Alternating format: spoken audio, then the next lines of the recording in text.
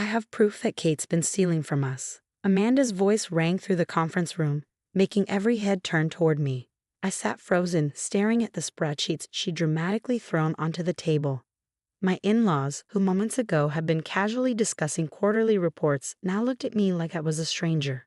My name is Kate Anderson, and at 34, I was watching my sister-in-law destroy the reputation I'd spent 8 years building in our family's manufacturing business. I'd joined the company right after getting my MBA, helping transform my father-in-law's struggling factory into a modern, profitable enterprise. These numbers don't add up, Amanda continued, pointing to highlighted sections. I've been tracking discrepancies for months, small amounts at first, but they've grown. All traced back to Kate's department. I tried to speak, but my father-in-law, Richard, held up his hand. Let Amanda finish. The trust in his eyes, trust that had taken years to earn, was already clouding with doubt. My husband Mike, usually my strongest supporter, sat silently, his face unreadable. Amanda had always been his baby sister, the family princess. Even now, as she systematically destroyed my life, he seemed unable to process that his sister might be lying. Over $200,000 missing, Amanda declared, her voice trembling with fake concern. I didn't want to believe it at first, she's family after all. But the evidence is clear. I finally found my voice. This is ridiculous. I haven't stolen anything. Those numbers are fabricated. Amanda interrupted, sliding another document forward. I had an independent auditor verify everything. She turned to her father, eyes wide with practiced innocence. Dad, I know this is hard, but we can't ignore it. Richard's face had turned to stone. Kate, do you have an explanation for this? I reached for the papers, my hands steady despite the chaos erupting inside me. Give me time to review these. Something's not right here. Of course something's not right, Amanda snapped. You've been stealing from us. That's when I saw it, a tiny smirk playing at the corner of her mouth when nobody else was looking. This wasn't about missing money. This was about Amanda finally making her move. She'd never forgiven me for coming into the business and succeeding where she failed. While I'd worked my way up, learning every aspect of operations, she'd bounced between departments, expecting promotions based on her last name rather than merit. I want access to all the company's financial records, I said firmly. If there's really money missing, we need to do a complete audit. Absolutely not, Amanda protested. We can't let her near any more financial documents. She'll just cover her tracks. Richard nodded slowly. I think it's best if you take a leave of absence, Kate, until we sort this out. Dad, Mike finally spoke up. We can't just. It's temporary, Richard cut him off. But we need to protect the company. I stood up, my chair scraping against the floor. Fine, but know this, I haven't taken anything. And when I prove it, don't expect me to forgive and forget. Amanda's eyes gleamed with triumph as security escorted me out. I caught her whispered words as I passed. Good luck proving your innocence.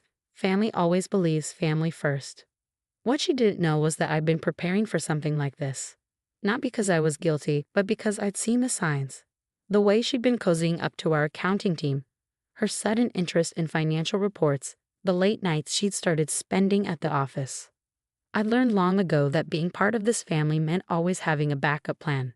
As I drove home that day, I made 3 calls, one to my private investigator, who'd been documenting Amanda's activities for months, one to my lawyer, who had copies of every transaction I'd ever handled, and one to a former employee who'd quit after catching Amanda in a compromising position with company funds. Amanda thought she'd won, using the family's trust against me. But she'd forgotten one crucial detail. I hadn't survived 8 years in this business by being naive. I kept receipts, documented everything, and most importantly, I'd never trusted her saccharine smiles. The next 3 months would test every relationship, every alliance, and every ounce of patience I possessed. But by the time I was done, Amanda would learn that sometimes the quiet ones are the most dangerous. Let them believe her lies for now.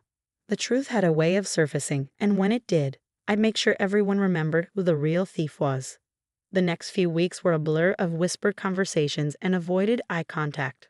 Mike tried to straddle the line between supporting me and keeping peace with his family, but I could see the doubt eating at him. Just explain where you were when these transactions happened, he pleaded, not realizing he was falling into Amanda's trap. The worst part wasn't the accusation, It was watching how quickly everyone accepted it. Years of Christmas dinners, family vacations, and late nights helping with business crises meant nothing once Amanda pointed her finger. But I wasn't sitting idle. While they thought I was at home, wallowing in shame, I was building my case. My PI, James, had been thorough. Your sister-in-law's been busy, he said, sliding a folder across my kitchen table. Very busy. The photos showed Amanda meeting with someone I recognize, our former IT manager who left abruptly 6 months ago. She's been seeing him regularly, James explained. Always at the same cafe, always with her laptop. I nodded, pieces clicking into place. Can you get access to their conversation? Already did. He pulled out a transcript. They're not as careful as they think. Your sister-in-law's been planning this for months. She needed his help to access the financial systems. Meanwhile, my lawyer had uncovered something interesting in the company's recent transactions. Small amounts had indeed gone missing, but not during my shifts. They disappeared during late-night hours when Amanda was supposedly working overtime. The former employee, Sarah, finally agreed to meet me. We sat in a quiet diner, far from the company's usual haunts.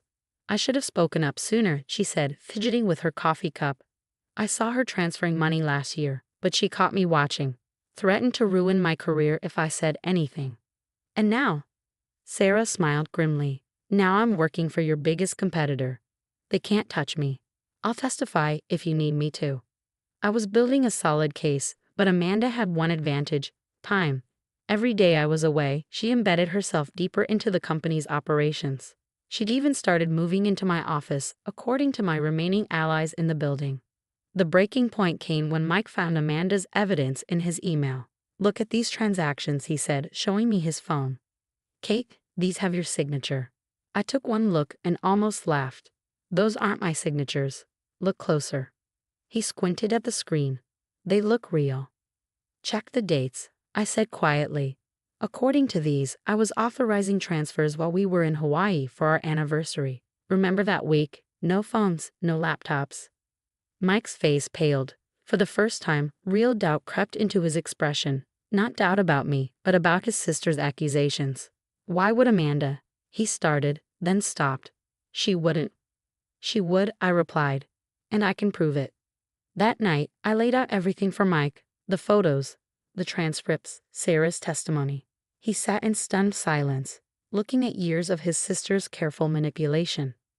I'll talk to Dad, he said finally. We need to stop this. No, I said firmly. Amanda needs to reveal herself, and I know exactly how to make that happen. I called an old college friend who now worked for the SEC. Those transactions you flagged? I asked. I think it's time for that audit.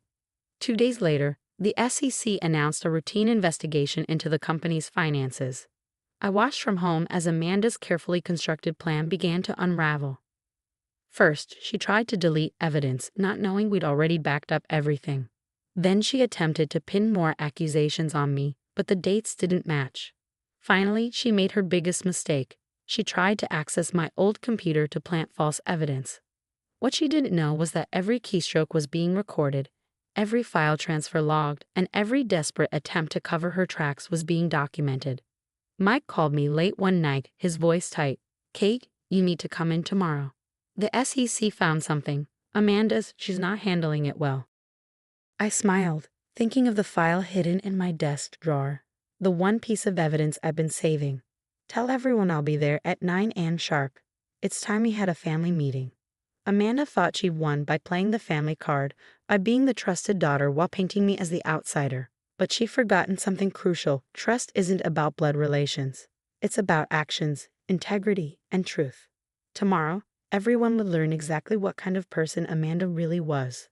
And more importantly, they'd learn never to underestimate the quiet one who kept receipts. The next morning, I walked into the conference room like I'd never left. Amanda's face went from smug to shocked as I took my old seat, placing a single USB drive on the table. What is she doing here? Amanda demanded, looking frantically at Richard. She's not supposed to be anywhere near the company during the investigation. Richard looked tired, older than his 60 years. The SEC investigation had taken its toll. Let her speak, Amanda. After what they found yesterday, we owe her that much. I connected the USB to the projector, pulling up a series of files. 3 months ago, I sat in this room and listened to accusations that destroyed my reputation. Today, we're going to watch a different story unfold. The first video played security footage of Amanda meeting the former IT manager. Their conversation, captured by my PI's excellent audio equipment, was damning.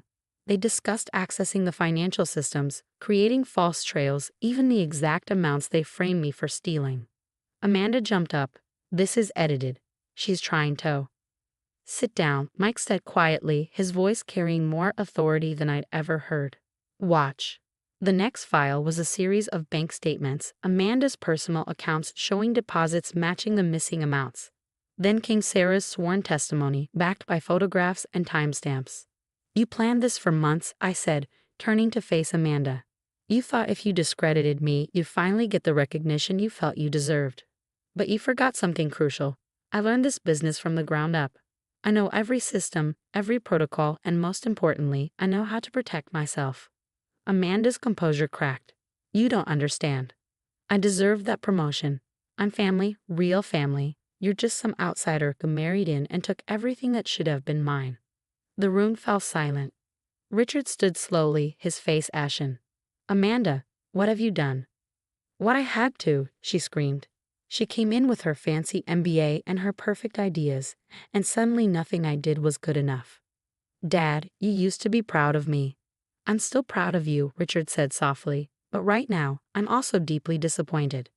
The SEC investigators chose that moment to enter. They had everything they needed: the proof of embezzlement, the falsified documents, the conspiracy with the IT manager. Amanda's face crumpled as they began reading her rights.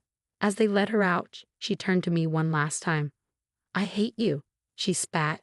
"You've ruined everything." I shook my head. "No, Amanda, you did that yourself." The aftermath was quieter than I expected. The company survived, though our reputation took a hit. Richard insisted on a public statement clearing my name, and the board voted unanimously to reinstate me with a promotion. Mike struggled with his sister's betrayal, but our marriage emerged stronger. "I should have trusted you from the start," he said one night. "I'm sorry." "You were caught between your sister and your wife," I replied. "But next time, remember who keeps the receipts." 6 months later, I sat in my new office, the one with the corner view that Amanda had always wanted. The company was thriving under new financial controls I'd implemented. More importantly, the family was healing. Richard stopped by my office one afternoon, looking more like himself. "I've been thinking," he said, settling into a chair. "We need to make some changes to the company's structure. Set up better checks and balances." I nodded, pulling out a proposal I'd been working on. "Already ahead of you." He smiled, really smiled, for the first time in months. "Of course you are. That's why you belong here. Not because you married in, but because you earned it." Amanda took a plea deal, reduced charges in exchange for full cooperation. She'd served some time, but not as much as she could have. The family decided to support her recovery, but with clear boundaries this time. As for me, I kept every document, every recording, every piece of evidence from that time. Not because I was bitter, but because the experience taught me something valuable. Sometimes the best revenge isn't about getting even. It's about standing your ground and letting the truth speak for itself. The last time I saw Amanda, she was being led away in handcuffs. But it wasn't triumph I felt. It was sadness for a woman who let jealousy poison everything she touched. I had what she'd always wanted, not because I'd schemed for it, but because I'd earned it through hard work and integrity. These days, when new employees join the company, they often hear 2 pieces of advice: document everything, and never underestimate the quiet ones. After all, we're usually the ones paying attention. The family business continues to grow, stronger now for having weathered the storm. And me? I keep my USB drive locked in my desk drawer. A reminder that sometimes the best defense isn't just being right, but being prepared to prove it.